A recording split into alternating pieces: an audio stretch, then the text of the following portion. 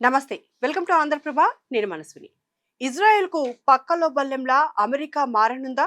గాజాలో తన సైనిక స్థావరాన్ని ఏర్పాటు చేసి మిడిల్ ఈస్ట్‌ను శాసించాలనుకుంటోందా?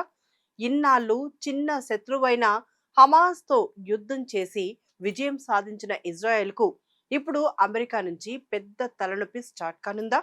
గాజాలో అమెరికా ఆర్మీ బేస్ ఏర్పాటైతే పరిస్థితి ఏంటి? ఈ వీడియోలో తెలుసుకుందాం.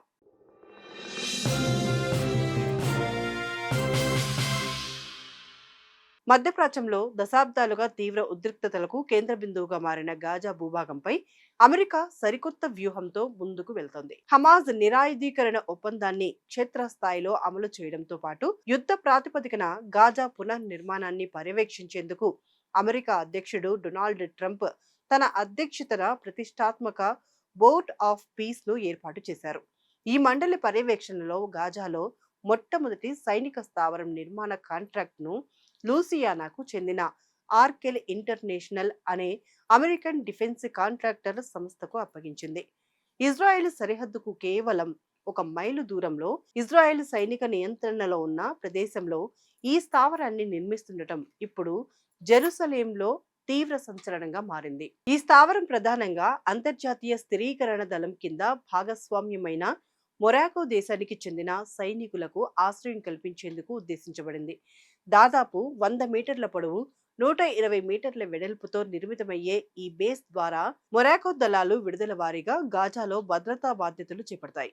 ఈ భద్రతా ప్రక్రియను పర్యవేక్షించేందుకు national committee for the administration of Gaza పేరుతో పాలస్తీనా టెక్నోక్రాట్ల బృందాన్ని రంగంలోకి దించారు.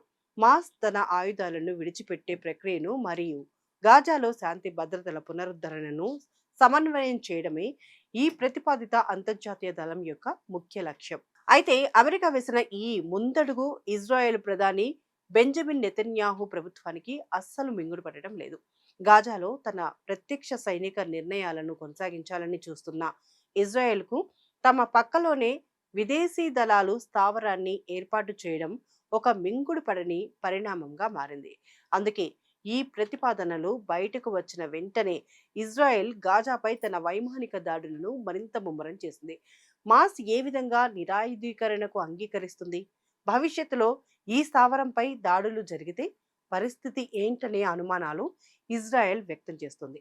దీనికి విరుద్ధంగా ఏదైనా అత్యవసర పరిస్థితి ఏర్పడితే సైనికులను సురక్షితంగా బయటకు తరలించేలా ఇజ్రాయెల్ సరిహద్దు వైపు ఒక ప్రత్యేక మార్గాన్ని కూడా అమెరికా ఈ ప్రణాళికలో చేర్చింది. ఈ మొత్తం వ్యవహారంలో డొనాల్డ్ ట్రంప్ తో పాటు ఆయన అల్లుడు జారెడ్ కుష్నర్ వ్యూహం అత్యంత ప్రాధాన్యత సంతరించుకుంది. గతంలో యుద్ధం వల్ల 80% పైగా విధ్వంసమైన గాజాను అంతర్జాతీయ టూరిజం, వ్యాపార కేంద్రంగా మార్చేలా జారెడ్ కుష్నర్ మాస్టర్ ప్లాన్ ను రూపొందించారు. గ్లాస్ టవర్లు, సముద్ర తీర రిసార్ట్లు, ఆధునిక పరిశ్రమలతో కూడిన న్యూ గాజాను నిర్మించాలనేది ట్రంప్ ప్రధాన ప్రణాళిక. అమెరికా పూర్తి పర్యవేక్షణ ద్వారా గాజా వ్యాపార మౌలిక రంగాన్ని తన గుప్పిట్లోకి తీసుకోవడంతో పాటు అరబ్ దేశాలైన మొరాకో, ఈజిప్ట్, యుఏఈలను భద్రతలో భాగస్వామ్యులను చేసి ఇజ్రాయెల్ పాలస్తీనా ఘర్షణకు స్వస్తి చెప్పాలనేది ట్రంప్ వేసిన మాస్టర్ స్ట్రోక్. మొత్తంగా చూస్తే అమెరికా అధ్యక్షుడు ట్రంప్ గాజాను ఒక వ్యాపార సైనిక హబ్ గా మార్చే వ్యూహాన్ని వేగవంతం చేస్తున్నారు. తొలి దశలో భాగంగా ఈ చిన్న సైనిక స్థావరం ద్వారా అంతర్జాతీయ దళాలను దించి హమాజ్ ప్రభుత్వాన్ని సున్నాకి తీసుకురావడం, ఆ తర్వాత న్యూ గాజా పునర్నిర్మాణ ప్రాజెక్టులకు శ్రీకారం చుట్టడం అమెరికా అసలు మాస్టర్ ప్లాన్. ఇటు హమాజ్ భవిష్యత్తు, అటు ఇజ్రాయెల్ ఆగ్రహం మధ్య అమెరికా వేస్తున్న ఈ పాచికలు మధ్యప్రాచ్య రాజకీయాలను ఎటు తిప్పుతాయో రాబోయే రోజుల్లో తేలాల్సి ఉంది.